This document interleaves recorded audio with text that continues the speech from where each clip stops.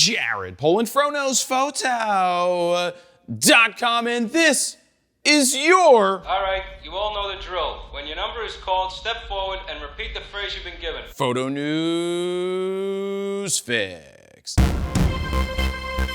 This fix is brought to you by B&H, who's celebrating photo and video creativity by putting on their inaugural Bild Expo, which is taking place September 6th and 7th in New York City at the Javits Center. Bild will feature over 130 brands, including Canon, Sony, Nikon, Peibu, and all of these other companies that you see right here. Think of it as one of those old school photo expos, but done much better. On top of the 130 brands, there's going to be 60 speakers across 4 different stages that include people like Atiba Jefferson, Art Wolf, Mark Seliger, some lesser-known YouTuber by the name, well, me, and of course, Casey Neistat. Yes, I will be speaking on the main stage on September 6th at 4 p.m. My presentation is called Fro Uncensored, so you never know what I'm going to say next. I'll also be doing a live Q&A at the end of that, and guess what? It's free to attend. For more information and to sign up, head on over to bit.ly/FroBuild, and I hope to see you there. Just don't ask dumb questions. First up, Tamron has officially released their 35 to 150 f2 to 2.8 for the Nikon Z Mount. And I've reviewed it. That's right, I slapped it onto a Z9, took it out to the beach and to the playground to snap some photos of random kids that aren't mine. And by random, I mean I knew their parents who gave me permission to photograph their kids. Now, I think this is one of the most unique lenses ever made. The fact that you can cover such a large range with such a wide aperture is amazing.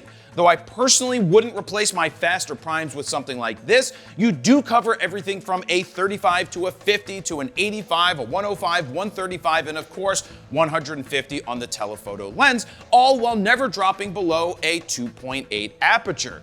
The lens weighs in at 2.62 pounds or 1,190 grams, so it's going to be a little hefty. I'm not fat, I'm big bone. It has an 82mm filter thread, has 9 aperture blades, a few switches and buttons, and a USB port for updating the firmware. The autofocus was pretty solid, except for the times where the focus box went to cheek AF and not IAF, but that's more of a Nikon focusing issue than a Tamron lens issue. Now, I was able to capture images like this,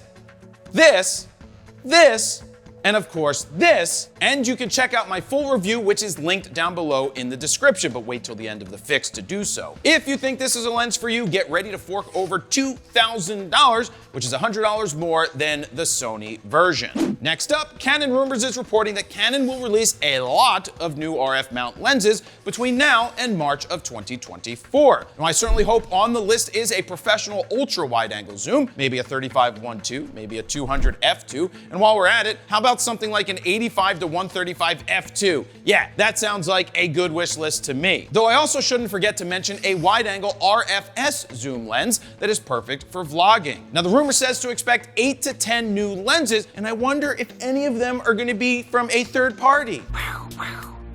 You know, because it would be nice to see some Tamron and Sigma lenses at price points everyday amateurs can afford. And by amateurs, I mean amateurs. If there are 8 to 10 new RF lenses coming, what would you like to see? Let me know down below. Before we get to the last story, did you know that FroPack 4 is officially official? That's right, you can get FroPack 4 over at FroKnowsPhoto.com/FroPack4. You can play with the sliders, you decide if you like it, you can pick them up right now because they are currently on sale. Now, let's get back to the fix. And finally, after weeks of rumors, Sony has made the A7C II and A7CR official. It is official. If you didn't already see my previews of both of these cameras, now I say previews because these were pre-production units and anybody that's calling them reviews is lying to you, well, you can check them out because they are linked down below in the description, but once again, wait till after the fix. Here's the cliff notes. A few years ago, Sony released the A7C, which basically was an A7 III in a much smaller body with one card slot, but basically the same exact specs. Now they give you the A7C II, which takes everything from the A7 IV, except dual card slots, adds the new AI processing chip for far superior autofocus,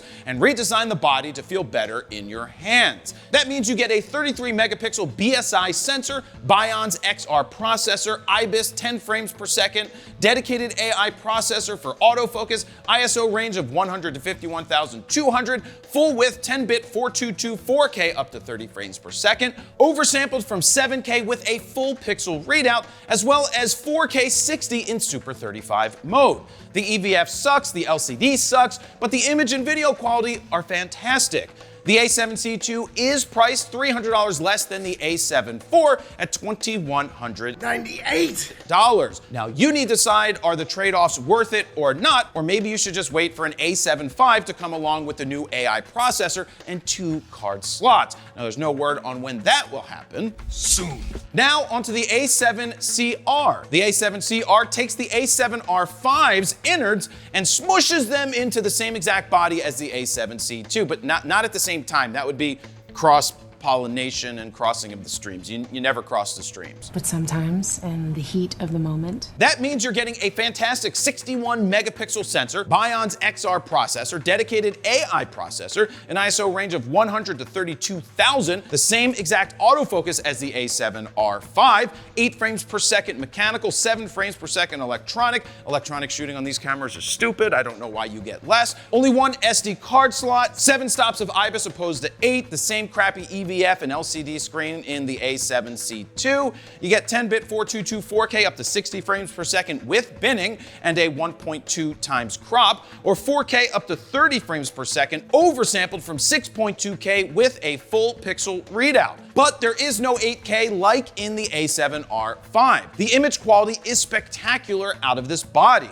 To be able to have one of the best sensors that Sony has ever made in such a small, compact, and feature-loaded body is pretty amazing. And guess what? It's $900 less than the A7R5, clocking in at $29.99. Now it is a fantastic camera with just one downside, and that's having only 1 card slot. But this could be a fantastic backup camera for people or camera for someone to travel with. It's going to do a fantastic job. Now don't forget to check out my hands-on preview at the link down below in the description for both of these cameras. And there you have it, Jared Polin, FroKnowsPhoto.com.